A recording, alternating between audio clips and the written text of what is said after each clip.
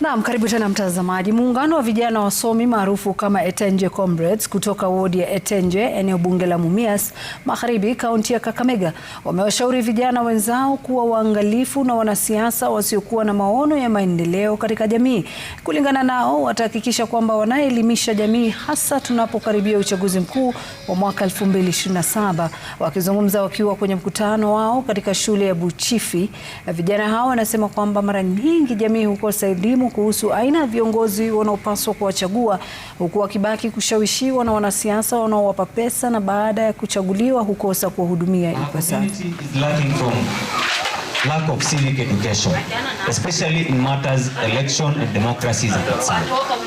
Na hiyo ugonjwa sisi kama vijana ambao tumewezewa na wazazi wetu wameng'ang'ana wametupeleka shule, if at all tuweze rudisha mkono kwa society, kuambia wazazi wetu asante, na hii ndio mwelekeo, bado tutaendelea kuruliwa na ile handout, the power of handout kila siku, umbere hono wanzi.